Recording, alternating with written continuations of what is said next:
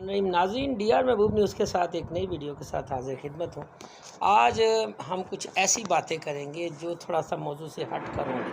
انشاءاللہ تعالیٰ میں چاہوں گا کہ تھوڑے سے اس وقت میں بہت ساری باتوں کا احاطہ ہم کریں اور بہت سارے جو پاکستان کے ساتھ جو جغرافیے کے ساتھ پاکستان کے اندرونی معاملات، داخلی معاملات ہوں یا بین الاقوامی معاملات، ان سب کا احاطہ ہم اس پروگرام میں کریں گے۔ تو ناظرین، سب سے پہلے تو یہ ہے کہ میری ویڈیو کو آپ لائک کریں، سبسکرائب کریں چینل کو اور اپنے کامنٹس دیں۔ تو بلا تمہید میں گفتگو کو آگے لے کے چلتا ہوں۔ پاکستان کے ساتھ افغانستان کی سرحد جڑی ہوئی ہے اور یہ ہمارا پڑوسی ملک ہے۔ اس پڑوسی ملک میں جب سے پاکستان نے اپنی آنکھ کھولی ہے، پڑوسی ملک کے ساتھ چھیڑ چھاڑ اور جسے کہتے ہیں نا بے چینی اور انسرٹنسی روز اول سے ہی ہے، اور پاکستان اکثر و بیشتر اپنے اس لاڈلے اور پیارے معصوم بھائی کو اکثر پیار اور محبت سے سمجھاتا چلا آ رہا ہے، اور اکثر و بیشتر لاڈ اور پیار کی اس حد تک ہم چلے گئے ہیں کہ فیڈر بھی تیار کر کے منہ میں ڈالا جاتا ہے۔ اور یہ فیڈر آج سے نہیں ڈالا جا رہا، کئی دہائیوں سے فیڈر دیے جا رہے ہیں، اور افغانستان میں جتنے بھی کچھ معاملات ہوتے ہیں، پاکستان کو تکلیف ہوتی ہے، افغانستان کے اندر ہونے والی امن کو زچ پہنچانے والی کارروائیاں ہوں، یا امریکہ کا ادھر آرمی کا آنا، امریکن میرین کا وہاں پر موجود ہونا، اور اس سے پہلے جو ایک خانہ جنگی کا دور رہا ہے، اور اس سے بھی پہلے افغانستان میں ہندوستان کا اثر رسوخ، یہ وہ تمام تلخ حقائق ہیں جن کے اوپر گفتگو کرنا بہت ضروری ہے، اور ان کے مسائل کو جاننا، اور یہ کڑیاں جڑی ہوئی ہیں کہ دشمن کی ایک اسٹریٹجی ہے، کیپ دیم بزی۔ کسے بزی؟ پاکستان کو بزی رکھا جائے۔ کس بارڈر پہ؟ ویسٹرن بارڈر پہ، تاکہ پاکستان ویسٹرن بارڈر پہ بزی رہے اور ہم اپنا کھیل کھیلتے رہیں۔ اس آڑ میں بلی چوہے کا کھیل جو ہے وہ مشرقی بارڈر پہ کھیلا جائے۔ تو پاکستان کی آرمی دنیا کی بہترین، ایفیشینٹ، پروفیشنل اور well trained battle hearted army ہے۔ نو باڈی کین، اس سے کوئی ڈینائی نہیں کر سکتا۔ نہیں آ رہی تو پھر پنگا پا کے دیکھ لو، یہ تو میری گل تے نہیں یقین کرتے تو بھائی پنگا پا کے دیکھ لو۔ میں آپ کو یہ بتانا چاہتا ہوں کہ جس کسی کو بھی اگر کوئی ذرا برابر بھی ڈاؤٹ ہے نا، تو وہ پریکٹیکلی کر کے دیکھ لے کہ بھئی پاکستان کی آرمی ویل ٹرینڈ، پروفیشنل یا بیٹل ہارٹڈ نہیں ہے۔ تو ان لوگوں کے لیے میرا یہ ان کے لیے یہ پزل سمجھ لیں، سوال ہے کہ وہ دیکھ لیں پریکٹیکل کر کے۔ اب آ جائیں آگے، ہو کیا رہا ہے؟ ہو یہ رہا ہے کہ پاکستان کو ویسٹرن بارڈر پہ بزی رکھا جائے اور پاکستان کے خلاف ایسٹرن بارڈر کے اوپر ایک ایسا کھیل کھیلا جائے، ایک ایسا فسٹیریا جو ڈیولپ کر دیا جائے، ایک خوف، وہم اور وسوسوں کا جو ہے نا وہ انبار لگا دیا جائے، بادل چھا جائیں کالے سیاہ، تاکہ ہر کوئی یہ سمجھے کہ ابھی کے ابھی ہندوستان اور پاکستان جنگ ہونے والی اور ہندوستان LOC کراس کرے گا۔ اس قسم کی باتیں مفروضوں اور میں کہتا ہوں احمقوں کی دنیا میں رہنے والے بے وقوفوں کی ایک لاتعداد فوج ہے جو یہ سوچتی ہے۔ دو نیوکلیر پاورز پہلے بھی جنگیں لڑ چکے ہیں۔ میں اس بحث میں نہیں جاؤں گا کس کا کتنا نقصان ہوا، لیکن ایک چیز سب جانتے ہیں۔ اب تھوڑا سا میں یہاں پر جوڑوں گا پاک فوج کی اس کنٹرڈکشن باتوں کا جو پاک فوج کے خلاف کی جاتی ہیں، ان کا دفاع کروں گا۔ وہ یہ کہ ڈھاکہ فعال نہیں ہوا تھا، ڈھاکہ کو فعال کرایا گیا تھا۔ اب وہاں پر آ جائیں، انڈین میجر، سکھ میجر، اور اس کے علاوہ اس وقت 71 کی جو وار تھی، جب ڈھاکہ کو فال کیا گیا، جب سرنڈر کرایا گیا، تو یہ سرنڈر بھی نہیں ہوا تھا، سرنڈر کروایا گیا تھا۔ اور بھائی آپ BBC کے تمام ان ریکارڈنگز کو دیکھ لیں، BBC کے ان تمام جو انہوں نے وہاں پر اس کی جو کوریج کی، اس کو آپ دیکھ لیں۔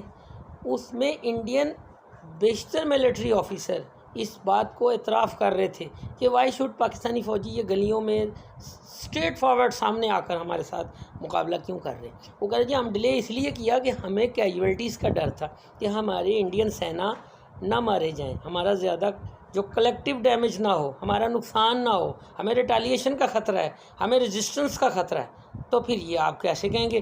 ادھر BBC کا نمائندہ جو ہے وہ جنرل نیازی سے انٹرویو لے رہا ہے اور وہ پوچھ رہا ہے جی آپ کا مرحال کیا ہے؟ وہ کہہ رہے ہیں کہ ہم لڑیں گے، آنے دیں انہیں، ہم انہیں مار بگائیں گے، اور آپ مجھے دیکھیں گے کہ میری یہاں تو ڈیڈ باڈی ٹینک کے اوپر ہوگی، یا پھر میں غازی بند پہ کھڑا ہوں گا۔ تو یہ چیزیں مورال کی باتیں اگر آپ کرتے ہیں تو اسی طرح ان کے آگے جتنے بھی آفیسرس تھے ان کا مورال، انہوں نے کہا جی میں نے اپنی تعداد بھی نہیں بتائی ہوئی، میں نے کبھی ظاہر بھی نہیں کی کہ کہاں پر ہیں، ہم اسٹریٹ میں بھی لڑیں گے۔ جب وہ برٹش براڈ کاسٹ کا نمائندہ پوچھتا ہے تو وہ کہتے ہیں جی گلیوں میں لڑیں گے۔ تو یہاں تک تو یہ بات صحیح تھی۔ اب جنرل یحییٰ سے کیا ہوا، ان کو کس نے مجبور کیا کہ اتنی جلدی یہ سارا کچھ رول بیک ہو گیا، اور امریکنز کے کہنے پہ یا کس کے کہنے پہ یہ سب کچھ سرنڈر کروایا گیا، اور اس جنگ میں کون کون اور ممالک کود سکتے تھے، ہو گیا ایک علیحدہ ملک بن گیا، اور وہ ویسے بھی رہنا نہیں چاہتے تھے۔ یہ ان کے اوپر تو ایک الگ پروگرام میں بحث ہونی چاہیے نا، بات چیت ہونی چاہیے کہ کون رہنا چاہتا تھا کون نہیں رہنا چاہتا تھا۔ لیکن قرارداد پاکستان اور قرارداد مقاصد کا اصل جو اساس تھا وہ یہی تھا، ہندوستان کی جو ڈویژن تھی، جو تقسیم ہونی تھی، جہاں پر مسلم اکثریت ہے وہ پاکستان میں شامل ہوں گے، اور جو ہندو اکثریت والے علاقے ہندوستان میں شامل ہوں گے۔ تو 14 اگست 1947 کا دن پاکستان کے وجود اور آزادی کا اعلان ہے، اور اس کے ساتھ دو قومی نظریہ جو 2 نیشن تھیوری ہے، بنگلہ دیش بننے سے وہ تھیوری جو ہے اس کو نقصان پہنچا ہے۔ اگرچہ کہ مشرقی پاکستان ہمارے ہاتھ سے نکل گیا اور ایک علیحدہ وطن بن گیا، بنگلہ دیش بن گیا، اور اس کو اگر اس کے اوپر جتنی بھی یہ بحث اور یہ باتیں سنتے ہیں تو ہمارا بھی دل کرتا ہے۔ پاکستان آرمی کسی بھی لمحے سرنڈر نہیں کرنا چاہتی تھی، یہ کلیئر کر لینا چاہیے اپنی مائنڈ میں کہ بالکل وہ سرنڈر نہیں کرنا چاہیے۔ یہ سرنڈر کروایا گیا، اور وہ اس وقت جنرل نیازی صاحب اور ان کے تمام رفقا یا تمام جو ان کے جو ہم منصب تھے وہ سب خون کے آنسو رو رہے تھے۔ پاکستان کی آرمی اس غصے اور غم کے ساتھ بنگلہ دیش کو چھوڑتی ہے، اور اس کی مثال پھر یہ بھی ہے کہ جو جنگی قیدی بنائے گئے انہوں نے وہاں سے راہ فرار بھی اختیار کی۔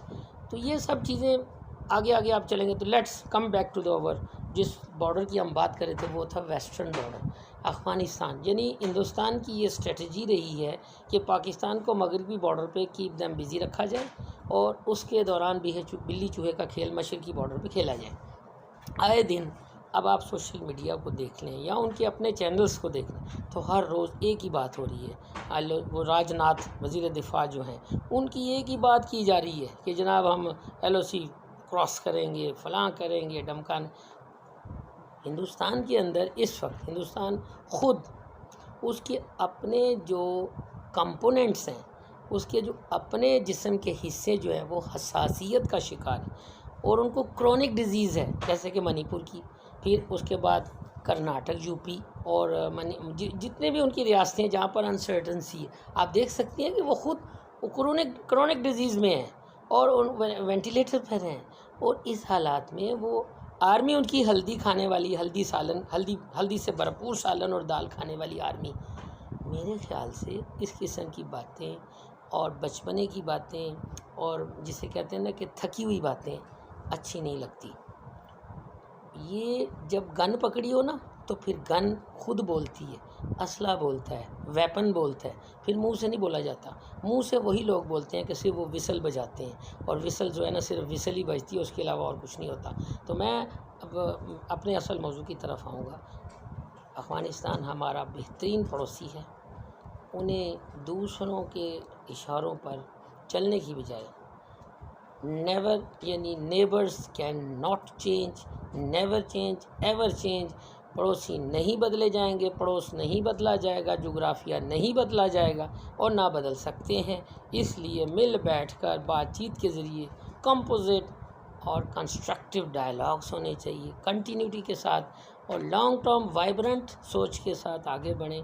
Late sit around the table and resolve their differences through dialogues. That's the only way, because a gun and a bullet is not the solution to restoring the peace in this region.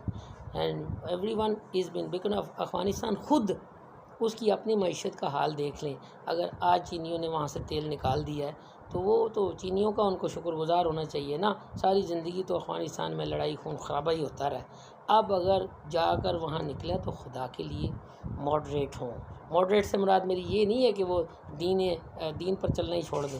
بھئی دین کو بھی لیں، دین کے احکامات کو بھی لیں، لیکن اپنے پڑوسیوں کے حقوق کے بارے میں بھی سوچیں کہ پڑوسیوں کے حقوق کے بارے میں پوچھا جائے گا. پڑوسیوں کو تکلیف دینا، پڑوسیوں کے گھر کے اندر گھسنا بغیر کسی اجازت کے، اس کی اسلام میں بہت زیادہ ممانعت ہے. ہم سویڈن کو رو رہے ہیں کہ روز کہتے ہیں سویڈن میں وہ یہ ہو رہا ہے جی، وہاں پر قرآن کی بلا شبہ ان کی بھی ٹھکائی ہونی چاہیے.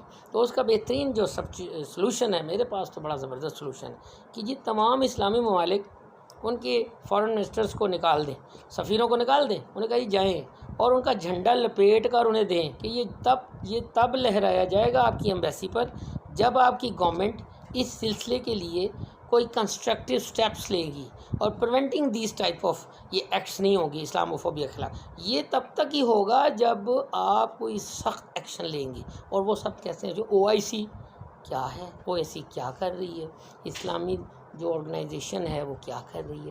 مسلمانوں کو یہ کرنا چاہیے تھا. ایک سخت رد عمل یہ بنتا ہے کہ آپ ان کے سفیروں کو بگا دیں، ان کو کہیں جاؤ جی واپس، اور یہ جھنڈا انہی کے قومی پرچم ان کو لپیٹ کے دے دیں. یہ تب لہرائے جائیں گے جب وہاں پر آپ کا قانون بنے گا، کوئی ایکشن نظر آئے گا، ہمیں کچھ نظر آئے گا، تو پھر ہم آپ کو ویلکم کہیں گے. ادروائز تب تک آپ ادھر ہی اپنے ملک میں جائیں، ہمیں آپ کی ضرورت نہیں. آپ کا سفارت خانے کو تالا لگایا جائے گا. یہ تھا ایک بہترین. اور ان کے ساتھ جس قسم کے بھی کوئی معاہدے ہو گئے، ایگریمنٹس ہوئے، ان ایگریمنٹس کو ختم کر دیا جائے. یہ تھا اس کا حل. اب آ جائیں واپس. جنہوں نے مسجدوں کو جلائے، اب باجوڑ دیکھ لیں، مسجد جلا دی. بھائی ہم غیر مسلموں کو کہتے ہیں، یہودیوں کو کہتے ہیں، تو یہ کون سا اسلام ہے کہ ہم اپنی مساجد کو آگ لگائیں، بم سے اڑائیں؟ مجھے تو یہ چیز سمجھ سے باہر ہے. مجھے اس چیز کا جواب چاہیے. میں سوالات آپ کے سامنے چھوڑ کے جا رہا ہوں اور آپ سے ہی جواب مانگوں گا کہ مجھے یہ بتائیے کہ پڑوسیوں کے کیا حقوق ہیں. کیا وہ پڑوسی دیوار جس کے ساتھ لگتی ہو، کیا اس طرح نہیں جس کے باؤنڈریز ہمارے ساتھ لگتی ہیں؟ اب ہندوستان ہمیں روز چٹکیاں برتا ہے، وہ روز کرتا ہے، کوئی نہ کچھ شرارت کرتا ہے، لیکن ہم خاموش ہیں. اسی طرح افغانستان ہے. اسی اسٹریٹجی کا وہ جو پلان ہے نا، وہ پلان جو نیو دلی میں بنا ہوا ہے کہ